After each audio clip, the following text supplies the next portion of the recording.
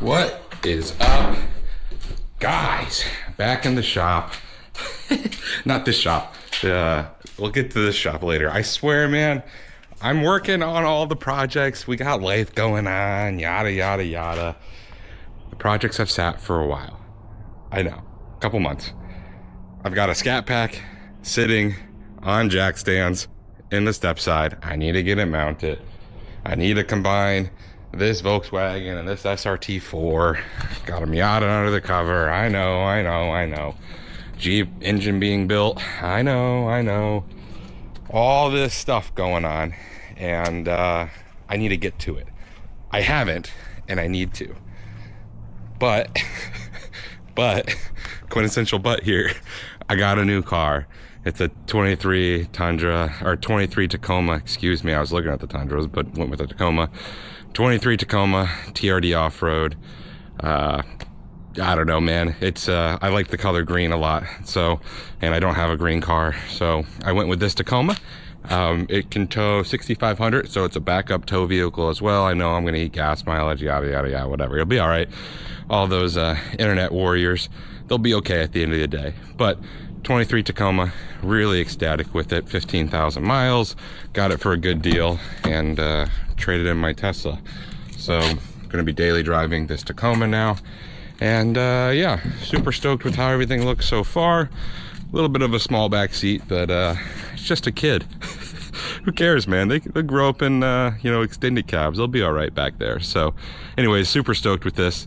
The reason I went with a 23 is it's because it's the last year of the no nonsense, is the way I like to see it. And Toyota, for all their wisdom and judgment, actually held off for as long as they could, getting into this like super high technology on everything, one screen to control the whole car, four cylinder twin turbos like everyone else is doing and everyone else is stopping to do after 3 years because they can't engineer it right.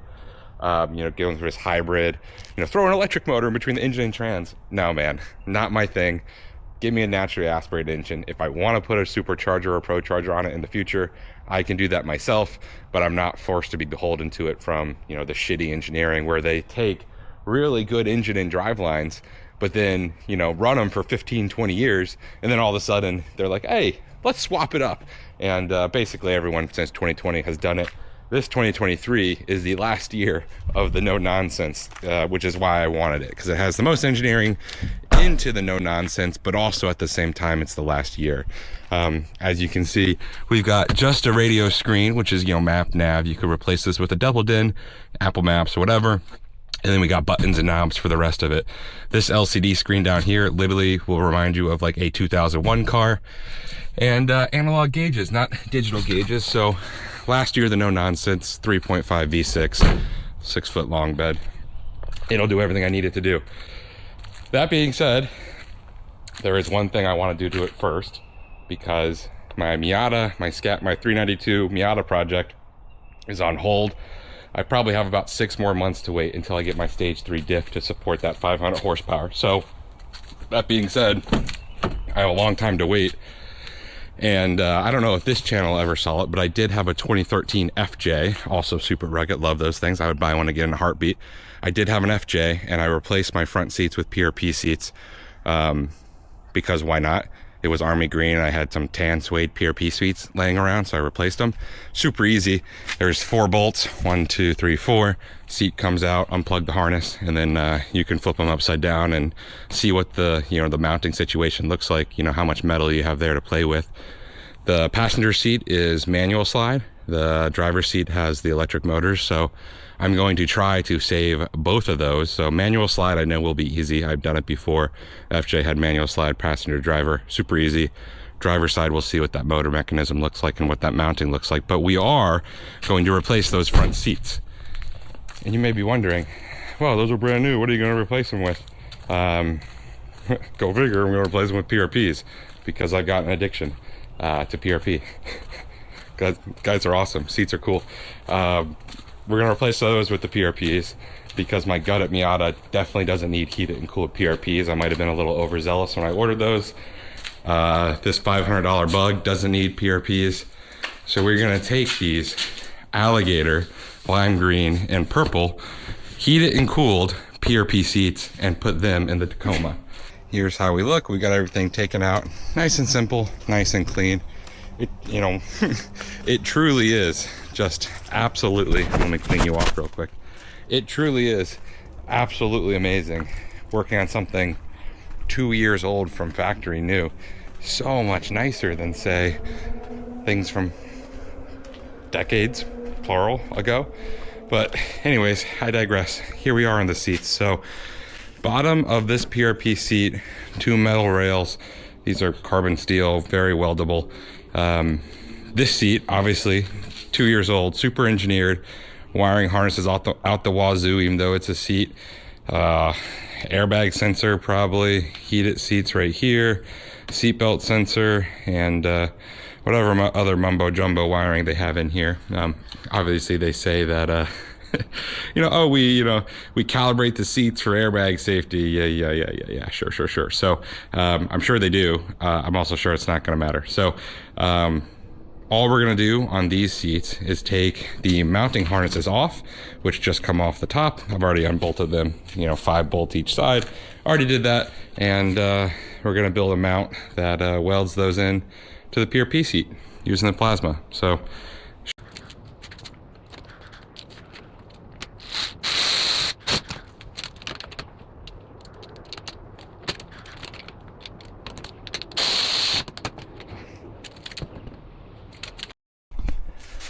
all right, so we're at a point where I'm happy with. I know that the seat frame needs to be slanted as far down as possible to get the proper seat angle, since obviously fixed back seats here. So I also know that the height is going to be perfectly fine with these just sitting on like rail to rail. So we're all good there. What I'm going to do is play it by ear and maximize this angle all the way down until I get some interference between the frame of the seat mount and the frame of the seat. Push it all the way down, max that out. If I need to, I can always space out the rear. But we're gonna max it out angle wise, tack weld it in place, probably here.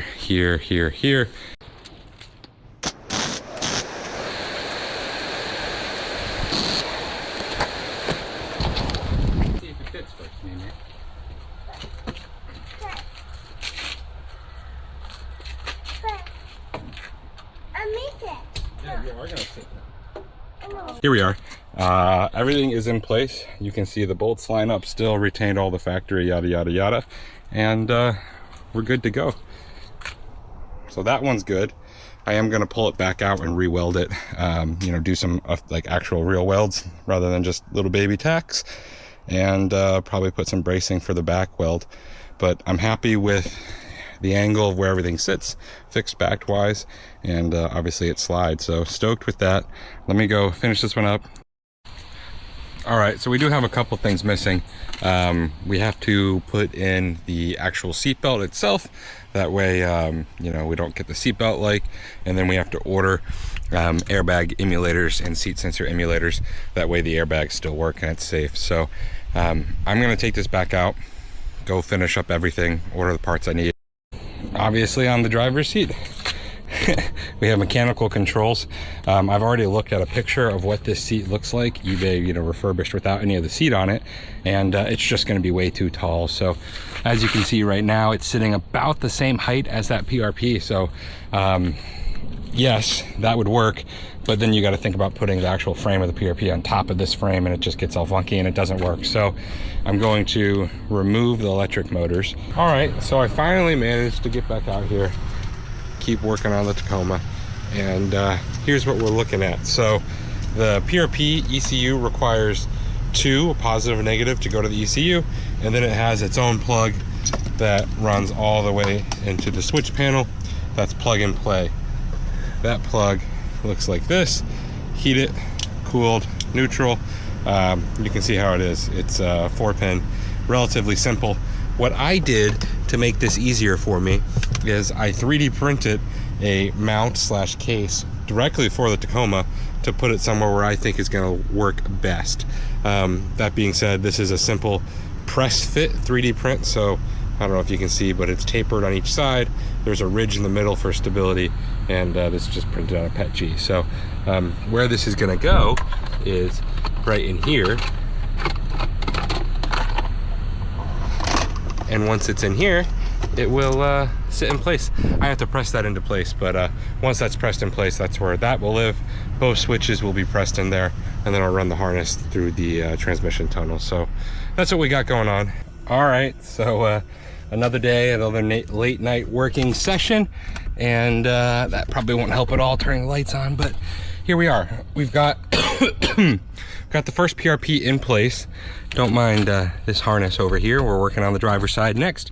First PRP in place. It has a slider, the OEM slider. Everything works. Switches are wired in. This is press fit. I just haven't pressed it in yet. And if we can see here, here's where we're running all the cabling. I'll go ahead and put that molding back. I haven't bolted in this seat yet and finalized this side, since I need to finalize making the bracket for the driver's side. That way I can run the wiring harness to the switch. I'm running everything to the passenger side for these switches. That way I only have to drill one hole. Nonetheless, so passenger side is on pause. All it needs is bolts, and it'll be good to go. Self-ground it through the cab. Let's talk about the driver.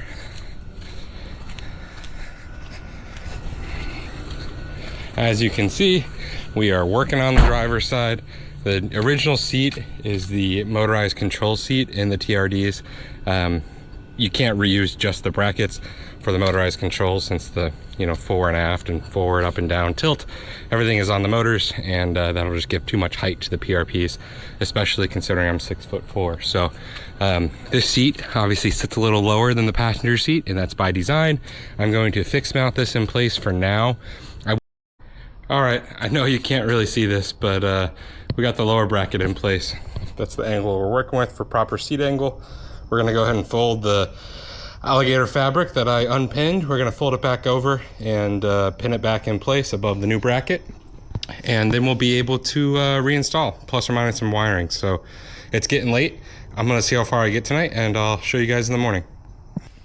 All right, a nice rainy day, but we've got the PRPs completely installed, powered from the battery, runs through the firewall. That's the way I figured it's going to be easiest. One thing I do need to add is a relay. That way you can't power them on when you turn the car off. And that was known, I just didn't have any laying in the shop, so we don't have a relay right now. But as you can see, maybe some more cable management. I've got the alligator pinned below the seat at the bottom. This is the way this custom fixed mount works. And if I come to the rear, you can see the OEM rubber floor mat, as well as the plastic caps are both in place. So, and then, a little sneak peek at the black alligator right there. Man, I love these seats. Nonetheless, the passenger side has the OEM slider, so everything looks OEM over there as well. That being said, here's what we look on the inside. Don't mind these little $5 purple, cup isolators or rubber, whatever you want to call them. Threw them in there to match. But here's where the mount sits in the actual truck. So pretty easy. Again, there's no relay, so these will all turn on right now. Since I had realized those won't work when the ignition is off on the car. But that's it. That's the complete PRP installation. You can see that seatbelt's plugged in because I don't want the seatbelt light chimer. I am gonna have, I do have clips in the mail that just go into the belt buckles, and I'll take them off, put them in the center console. So that's the way everything works, though. Really stoked. And now we're gonna go ahead and finish this one up, because I've been working on it for 2 weeks on and off, waiting on parts, and maybe we'll be able to beat the rain. And if we can do that, we'll be working on the step side. If not, we're going to work on the SRT4 VW Beetle swap. So anyways, see you guys next time on another project. TBD.